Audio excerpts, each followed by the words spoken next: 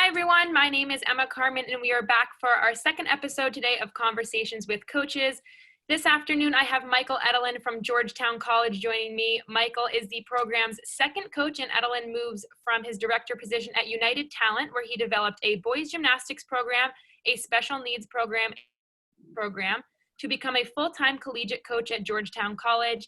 The 2014 University of Kentucky graduate has a bachelor's degree in business administration with a focus on small business management, and he was a two-time University of Kentucky national championship cheerleader. He's very well versed in all things college sports and has been helping Georgetown for 3 years with acrobatics and tumbling. So thank you so much for joining me this afternoon, Michael. Yeah, thanks for having me so much. I'm really excited to get in on this and be a part of what every other coach in here has been able to do. Of course. So we're just going to start off with a little introduction to your school, where exactly you guys are located and what division you are within the NCATA. Sure. So we are located in Georgetown, Kentucky. It is central Kentucky, about 30 minutes outside of Lexington. That's where I live, and about an hour away from Louisville. So we are very centralized, pretty easy to travel to Cincinnati, Louisville, Lexington pretty easily. We are actually a program that is organized into the NAIA. What that is essentially a counterpart to the NCAA. So we are not an NCAA school. We have a different organization. However, specifically for us within the NCATA, we do cross-compete with everyone, just like a Division II or III or Division I school even. So you have quite the background, as I was saying, with coaching gymnastics and being a part of a cheerleading team. But what have you learned in both of those roles specifically that you want to teach your student athletes? Sure. So I guess I have a little bit of background in competitive gymnastics, being a male. And then, of course, when I went to a little bit in high school and then I went to college, did cheerleading, and I've been coaching in both of those aspects really for a long time now. Ever since, but even a little bit before. Really, the biggest thing that I pull from my personal experience, I think, is that sports allow a community to be built and kind of build that family orientation. I know that's a big thing I always explain to my athletes, my student athletes, and I've always kind of preached in coaching. It's really important to build that kind of rapport with your student athletes, with your teammates, with your other officials that you work with, any of that, because it gives you that kind of support system. And especially that's super important when you go to college and you have that kind of shift from a high school background where you live with families, have everything else, and you kind of come here. So that is definitely one of the biggest things that I really appreciate, that I learned when I was an athlete, and that I kind of pervade through my coaching. So you've been a part of the team for 3 or 4 years now. Last season was a little bit of a half season, but what have you noticed as most of your team's athletic strengths?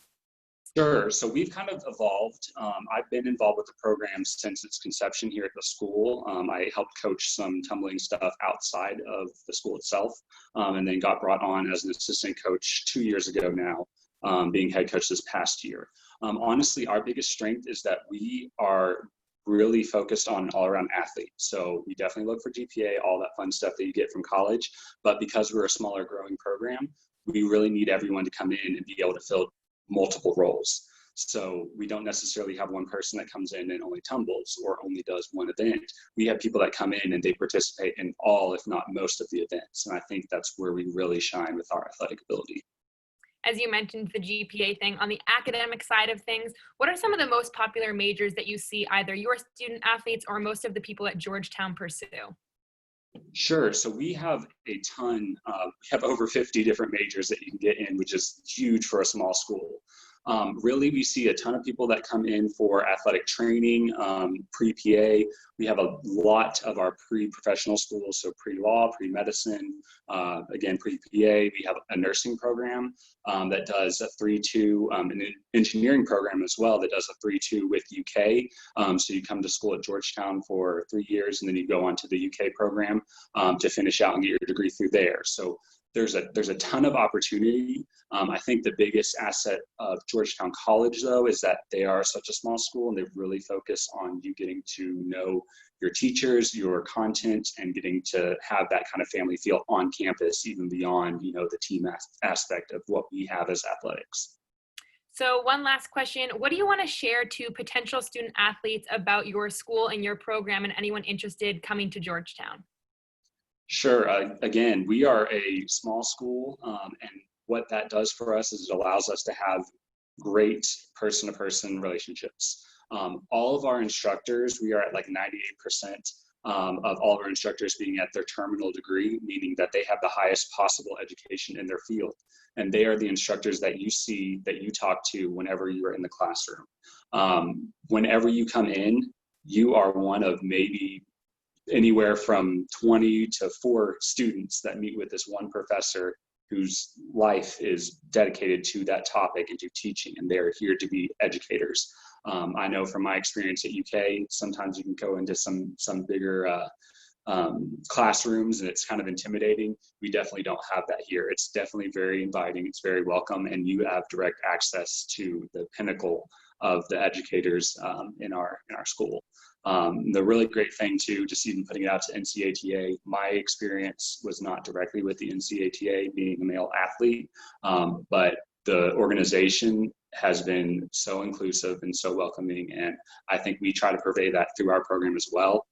So it's really exciting to be a part of growing part of history.